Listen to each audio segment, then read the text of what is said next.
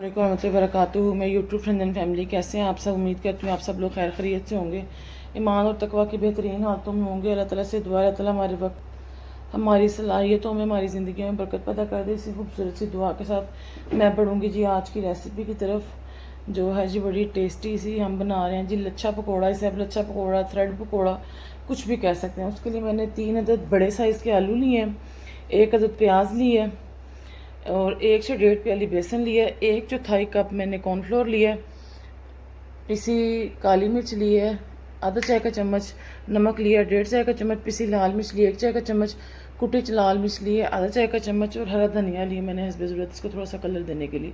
अब चलती उसकी तैयारी की तरफ। अब जी हमने इन आलूओं को सबसे पहले तो हमने कद्दूकश कर लेना ऐसे। और जो एक सबसे अच्छी टिप मैं आपको बताना भूल गई वो ये, आजकल जो आलू आ रहे हैं ना वो जो फीके कह के भी देते हैं ना, तो उनमें थोड़ी बहुत मिठास ज़रूर होती है। आप इसी पानी में ना कम से कम 1 से 1.5 चम्मच नमक डाल दें, क्योंकि हमने इसको 2-3 दफ़ा धोना तो है ही है। स्टार्च भी निकल जाएगा और जो एक्स्ट्रा इसमें स्वीटनेस होगी ना वो भी निकल जाएगी।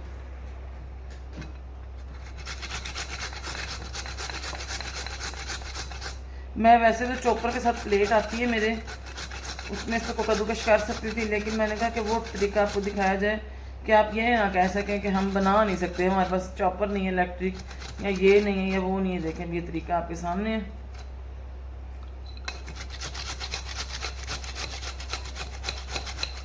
क्वांटिटी या स्पाइसेस आप अपनी मर्जी से आगे पीछे कर सकते हैं, उसमें कोई इतना हार्ड इशू नहीं होता। बस बेकिंग होती है कि उसकी क्वांटिटी आगे पीछे नहीं होने, ऐसी चीज़ों में तो आगे पीछे हो भी जाए तो कोई इशू नहीं होता। ये देख रहे हैं पानी का कलर पोटैटो के स्टार्च से कैसा हो गया। आलू तो हमारे कद्दूकश हो गए, हम प्याजों को भी ऐसे ही कद्दूकश कर लेंगे बारीक बारीक सा इसमें, क्योंकि ये थ्रेड पकौड़ा में लच्छा पकौड़ा तो इसमें मोटी कोई चीज़ भी नहीं जाएगी। वैसे मोस्टली थ्रेड पकौड़े में ना धनिया जाता है ना प्याज जाता है, लेकिन मुझे कलरफुल सी चीज़ें बनाना पसंद है। आप ये ऑप्शनल है, प्याज भी और धनिया भी और हरी मिर्चें भी।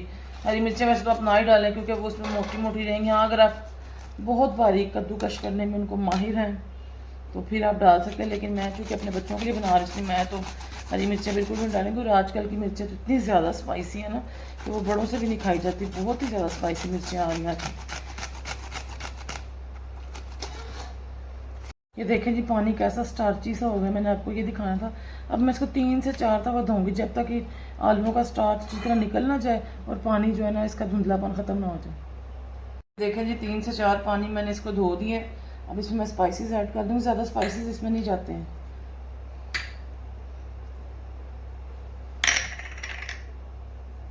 सारे स्पाइसेस डाल दिए, कॉर्नफ्लावर डाल दूँगी और बेसन जो है ना अभी मैं आधी प्याली डालूँगी, फिर मुझे ज़रूरत हुई तो और लूँगी।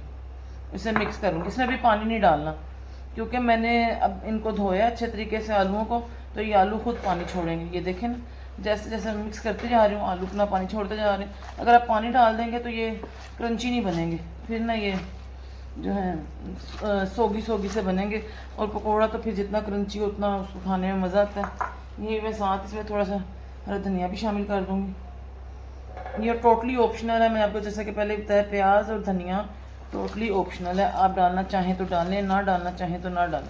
ये देखिए आपको ऐसी रखनी इसकी कंसिस्टेंसी कि अब मैं इसे हाथों में प्रेस कर रही हूँ तो ये आराम से प्रेस हो रहा है, पकौड़े की शक्ल में आ रहा है बस। अब यहाँ पे आके मैं बेसन को रोक दूँगी और अब मैं आपको इन्हें फ्राई करके दिखाऊँगी। ऑयल हमारा गर्म हो गया, अब इसमें मैं पकौड़े डालूँगी।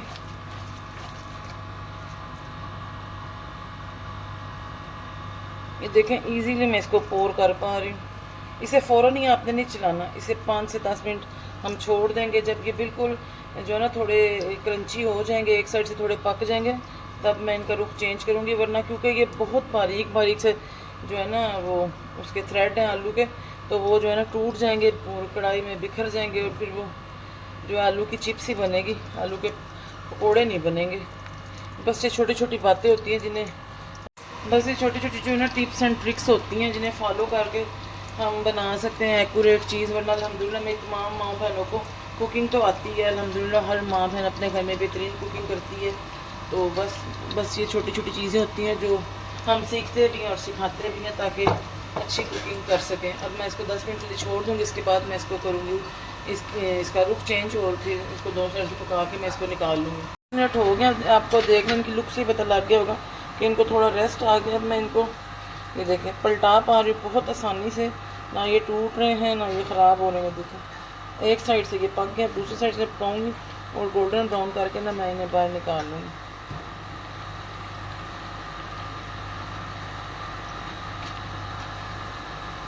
चलो अब दूसरी साइड से पकने दूँगी इन्हें। मैंने तो इसके साथ दही भल्ले बनाए हैं या केचप ली, आप अब जो चाहें सर्व कर सकते हैं। और दही भल्लों की रेसिपी मैं दही भल्ले कैसे बनाती हूँ वो मैं ऑलरेडी इसको अपलोड कर चुकी हूँ अपने चैनल पे, आप चाहें तो मेरी दही भल्ले वाली रेसिपी देख सकते हैं। ये देखें जी अब ये ब्राउन हो गए दोनों साइडों से। ये देखें अब मैं इनको निकाल लूँगी कढ़ाई से बाहर, अपने सेकंड बैच को इसमें डालूँगी। और ये स्टेनर लेने के बाद तो ना मैं दुनिया में आ गई, मेरी इतनी कंधों में दर्द होती थी ना इन्हें जब मैं स्टेन करती रहती थी। तो ये है कि इसमें डालने से ऑयल अपने आप नीचे स्टेन हो जाता है और हम बाद में फिर जो ऑयल नीचे इकट्ठा होता है ट्रे में वापसी ईजीली अंदर डाल सकते हैं इसमें। और अब मैं आपको दिखाती हूँ इसकी क्रंचीनेस। देखिए इसकी आवाज़ से आपको पता लग रहा है कितने क्रंची बने हैं। ये देखिए आवाज़ से पता लग रहा है आपको कितने क्रंची बने। अब मैं इसमें सेकंड बैच डालूँगी पकौड़ों का। अच्छा इनको बना के ना ज़्यादा देर छोड़ें नहीं, फ़ौरन साथ इनको फ्राई कर लें, क्योंकि जितने दिन देर आलू पड़े रहेंगे ना उतने देर वो पानी छोड़ते रहेंगे और ये ना लिक्विड ही हो जाएंगे। और दूसरी बात ये कि फिर बन तो सारी बातें जाएंगे लिक्विडी भी, लेकिन वो फिर खस्ता नहीं बनेंगे, बहुत नरम नरम बनेंगे। ये देखें जी मेरा सेकंड बैच भी रेडी है। अब इसको मैं निकालूंगी अपने स्टेनर में और फिर आपको डिश आउट करके इसकी फ़ाइनल लुक दिखाऊंगी। अल्हम्दुलिल्लाह ये है जी मेरे थ्रेड पकौड़ा की फ़ाइनल लुक। उम्मीद करती हूँ आपको पसंद आई होगी। अगर आपको पसंद आई तो बेल आइकन को प्रेस करें ताकि आप मेरी हर आने वाली वीडियो की नोटिफिकेशन आपको मिल सके। और लाइक करें, शेयर करें, सब्सक्राइब करें, मेरी रेसिपीज़ को ट्राई करें। एज़ इट इज़ ट्राई करेंगे तो इंशाल्लाह बहुत अच्छी बनेगी। मिलूंगी नेक्स्ट वीडियो में नेक्स्ट रेसिपी के साथ। अस्सलाम वालेकुम रहमतुल्लाहि व बरकातुहू।